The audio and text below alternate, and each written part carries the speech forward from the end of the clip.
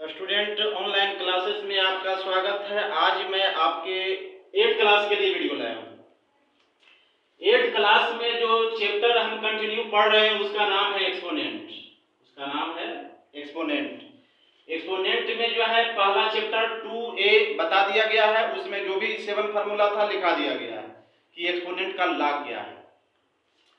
अब हम लोग जो है एक्सरसाइज 2b में चल रहे हैं एक्सपोनेंट से रिलेटेड।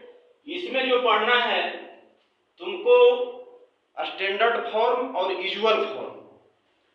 हम लोग किसी संख्या को कैसे स्टैंडर्ड फॉर्म में चेंज किया जाता है, कैसे यूजुअल फॉर्म में चेंज किया जाता है, ये चैप्टर में हम लोग ये सीखेंगे। तो स्टैंडर्ड फॉर्म में चेंज करने के लिए देखो दोनों में क्या अंतर है। स्टैंडर्ड फॉर्म और यूजुअल फॉर्म में क्या अंतर है। स्टैंडर्ड फॉर्म में डेसिमल का रहना अनिवार्य है, जबकि यूजुअल फॉर्म में डेसिमल रहना अनिवार्य नहीं है। दोनों में मुख्य रूप से डिफरेंस ही है। अब स्टैंडर्ड फॉर्म में डेसिमल रहना अनिवार्य है तो डेसिमल का स्थान कहाँ रहना चाहिए, पहले ये तुमको देखना पड़ेगा इसमें।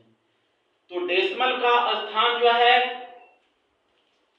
फर्स्ट डिजिट और सेकेंड डिजिट के बीच में रहना चाहिए।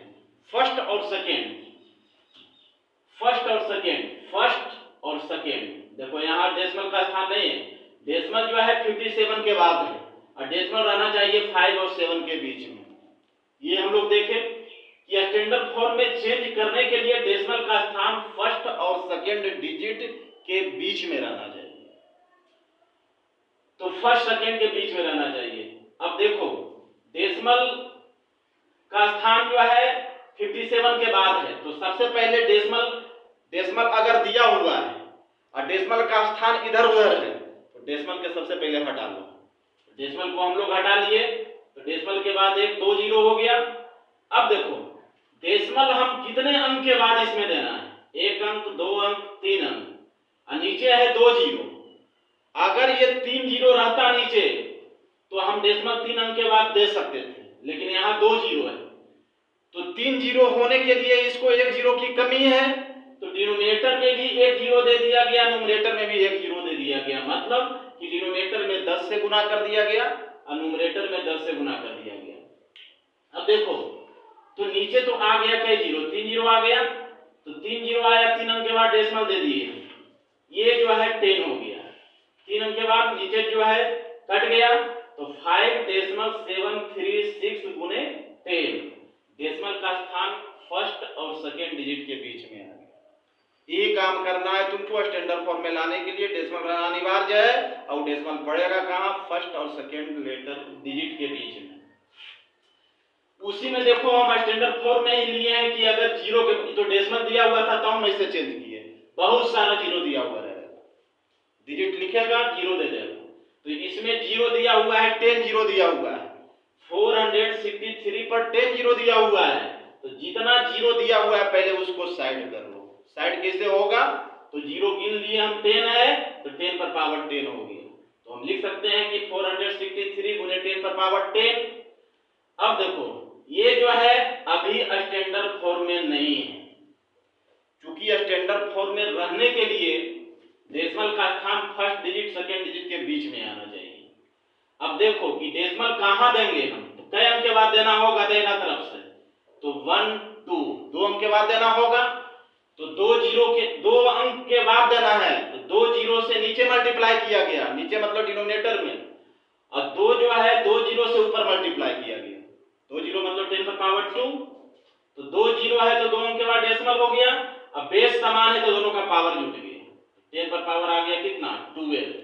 अब जो नीचे लास्ट में आया इसको हम कह सकते हैं कि स्टैंडर्ड फॉर्म में है, क्योंकि इसमें डेसिमल जो है फर्स्ट और सेकेंड डिजिट के बीच में दिया गया। अगला क्वेश्चन देखो, अब तो स्टैंडर्ड फॉर्म के बात हो गया। अगला जो है यूजुअल फॉर्म। किसी संख्या को हम लोग यूजुअल फॉर्म में कैसे चेंज करते हैं, तो यूजुअल फॉर्म में चेंज करने के लिए डेसिमल अगर दिया हुआ है तो डेसिमल को हटा देना है, पावर के फॉर्म में दिया हुआ है पावर को खत्म कर देना है। अब यहाँ देखो पहले डेसिमल दिया हुआ था, डेसिमल 3.64, डेसिमल को हटा दिए, नीचे 2 जीरो हो गया, 10 पर पावर 5 है, इसको इसको 5 जीरो दे दिया गया, 2 जीरो कट गया, सब गुना हो गया। अब देखो इसमें डेसिमल है, इसमें डेसिमल नहीं आया, तो यूजुअल फॉर्म में चेंज करने के लिए डेसिमल देना अनिवार्य नहीं है। तो ये डेसिमल के फॉर्म, ये जो है यूजुअल फॉर्म में चेंज हो गया। क्वेश्चन नंबर 4 में देखो, यहाँ जो है अर्थ का मास दिया हुआ है और मून का मास दिया हुआ है। कह रहा है बताओ कि दोनों का टोटल मास क्या होगा, दोनों का वजन कितना है अर्थ का और मून का। तो दोनों के मास को हम लिख लिए, यहाँ दोनों का मास लिख दिया, दोनों का मास दिया हुआ है, दोनों के मास को लिख करके टोटल मास निकालने के लिए दोनों को जोड़ेंगे। जोड़ने के लिए हम लोग क्या किए, पहले 10 पर पावर 24 है, यहाँ 10 पर पावर 22 है, पावर को सेम किए, पावर सेम हो जाएगा, कॉमन निकल जाएगा। तो यहाँ 10 पर पावर 22 है, इसको भी 22 बना दिया गया। तो ये 22 कैसे बना, तो 22 गुने 10 पर पावर 2, बेस समान है तो 22 और 2 दोनों जुड़ जाएगा, 24 हो जाएगा। अब देखो यहाँ 22 के रूप में देखो आ गया है। अब हम पावर को जो 10 पर पावर 22 है उसको कॉमन निकाल लिए, तो यहाँ 10 पर पावर 2 हो गया, मतलब 100 आ गया, ये दोनों मल्टीप्लाई हो जाएगा, यहाँ कॉमन निकल गया, बाहर निकल गया, ये बचा। अब यहाँ मल्टीप्लाई से करेंगे, 2 के बाद डेसिमल हो जाएगा, दोनों को जोड़ दिए तो 10 पर पावर 22 दोनों जुट गया, आ गया आंसर। तो ये काम करना है कि पावर को सेम करके कॉमन निकाल लेना है, दोनों जो है जुट जाएगा ये। क्वेश्चन नंबर 5 देखो, इसमें है स्टैंडर्ड फॉर्म में करना है।